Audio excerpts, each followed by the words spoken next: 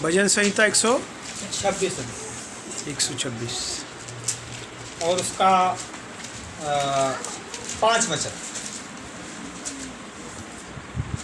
जबूरां दी पोथी 126 ਦਾ 5ਵਾਂ वचन। भजन संहिता 126 अध्याय 5 वचन।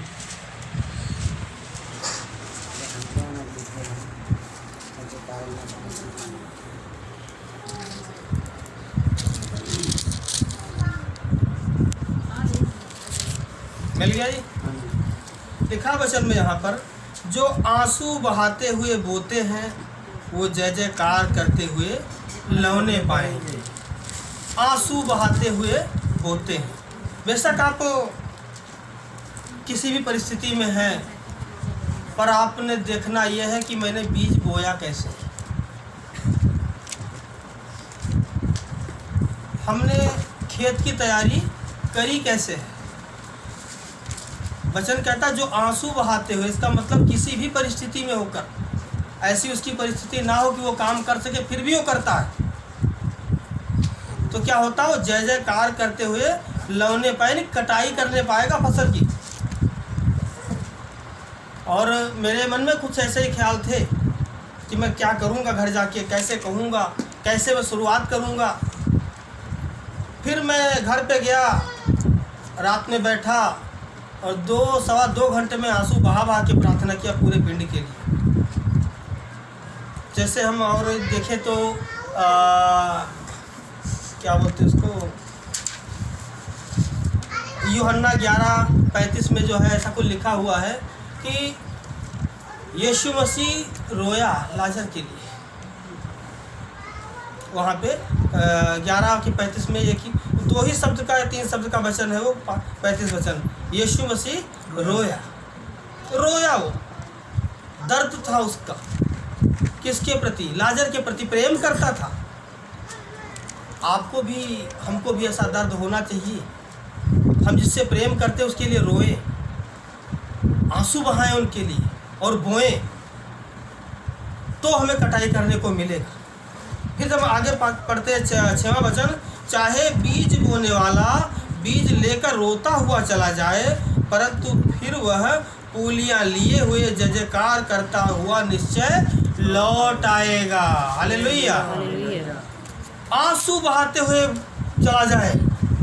जो बीज बोने वाला है, हो सकता है कोई और तकलीफ हो उसके जीवन में।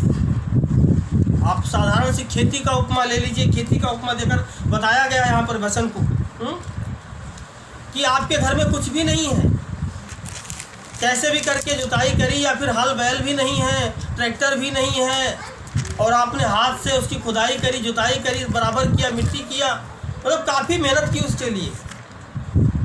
यहाँ तक कि बीज बोने के लिए भी जो आपने बड़ी तैयारी करी, बीज बोने के लिए रोते हुए गए, तकलीफ में गए, असमंजस में गए, बोया, पर खेत की रखवाली तगड़ी करी। तो वो क्या हुआ कि वो फिर क्या हुआ कि लास्ट में क्या, जब कटनी का समय आया तो कटनी में पूलियां बांध बांध के जो रखी थी वो लेकर आया, हंसता हुआ आया। यानी रोते हुए काम किया, उसका जवाब कैसे मिला? हंसते हुए मिला। मैं जब ऐसा किया, घर पे जाकर के प्रार्थना करी और पिताजी को मैंने दूसरे दिन वचन सुनाया। उस दिन तो मुझसे कुछ नहीं हुआ, लेकिन मैं सोया नहीं रात में, मुझे नींद भी आती थी, पर मुझे डर था, दर्द था, और ये भी था कि पता नहीं क्या होता है मेरे साथ। तो मैंने प्रार्थना करी और सवेरे जैसे मैंने परमेश्वर का वचन अपने पिताजी को सुनाया, तो कुछ उनके मन में भी सवाल थे। उस सवाल का जवाब हुआ तो मैंने कहा, नहीं पिताजी, ऐसा नहीं है, आप ईसाई नहीं बनोगे। और मेरे छोटे भाई ने कहा कि तुम जो है, मेरा भाई बड़ा मुसलमान हो गया है। पर मैंने कहा ऐसा नहीं है, परमेश्वर मन को बदलता है, वो मन फिराव का आत्मा देता है, मन फिराव। तो पिताजी को मैंने जब वो वचन सुनाया तो पिताजी ने विश्वास किया, और आज प्रभु पे विश्वास करके जैसी भी प्रार्थना उनको आती है वो करते हैं। अब ज़रूरत है उसकी देखभाल करने की। हालेलुया। दूसरे तरफ से अगर इस वचन को देखते हैं, आपके जीवन में कई परेशानी आती है, हमारे जीवन में भी आई है। जब हमें ये बीज बोने की बारी आती है तो घर में पता लगता है कि भाई मोटरसाइकिल में पेट्रोल नहीं है। भाई पैदल जाओ, किसने मना किया है? जब हम आगे बढ़ते हैं, प्रेरितों का काम 8 अध्याय और उसका 26, 27, 28 वचन 29, 30 देखते हैं तो वहाँ पे क्या है, खोजा जो है बैलगाड़ी पे जा रहा था और परमेश्वर के आत्मा ने फिलिप्पुस से बात किया कि उस रास्ते पर जाओ जो यरूशलेम मंदिर में जाता है और जंगल से होकर जाता है, वहाँ पे जाओ। और जब वो वहाँ पर खोजा पहुँच गया तो वो बैलगाड़ी के पीछे दौड़ा था। आप खोल के मैं भी देखता हूँ उसको। प्रेरितों के काम 8 अध्याय।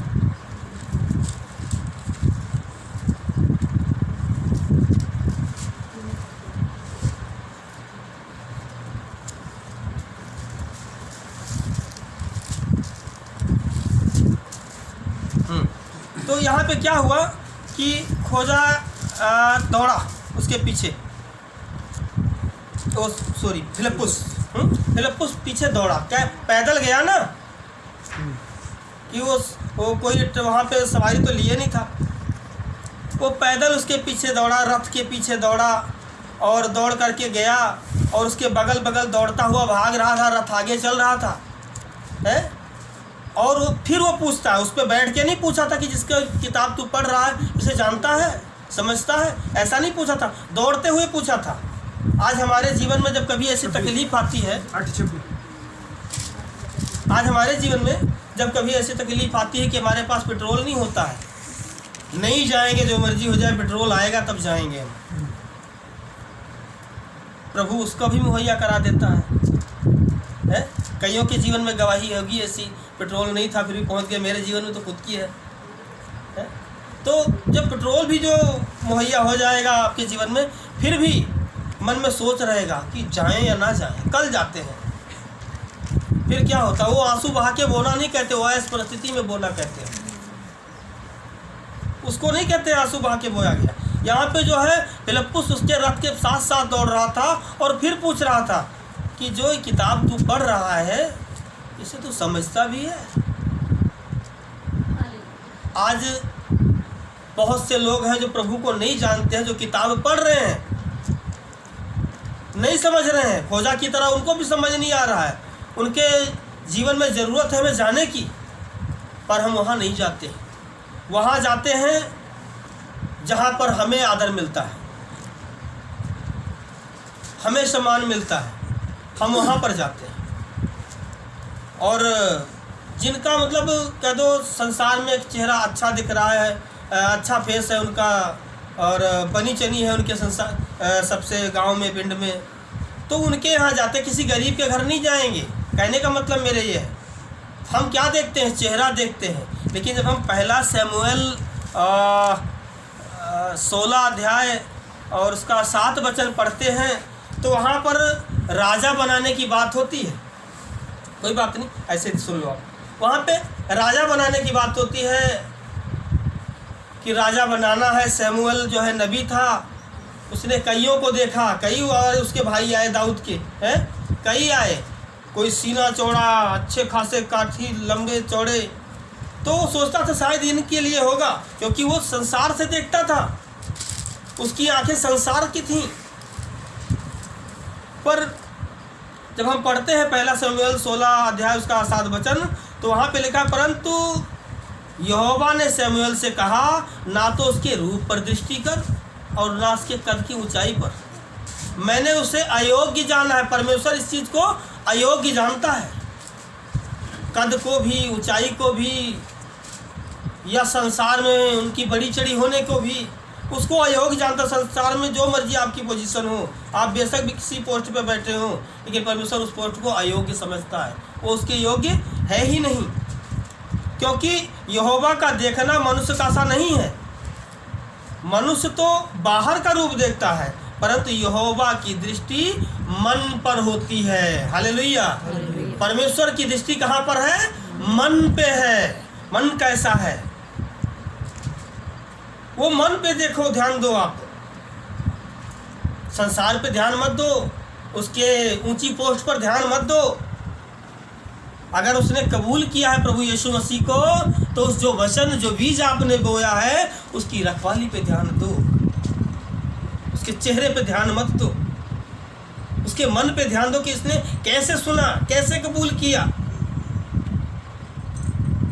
इसीलिए दूसरा तीमुथियुस 4 का 2 और 5 कहता है कि तू दुख उठा, प्रचार कर, समय समय सही समय पर प्रचार कर, समय असमय तैयार रहे परमेश्वर की सेवा के लिए, उस वचन की सेवा के लिए, और तू अपनी सेवा को पूरी कर।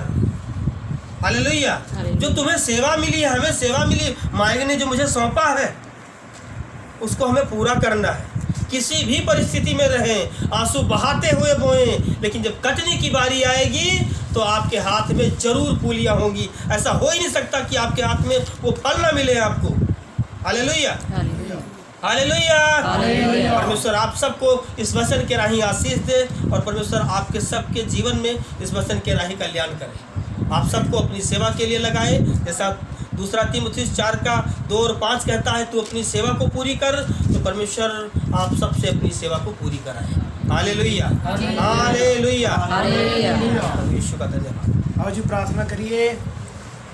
सर्वशक्तिमान प्रभु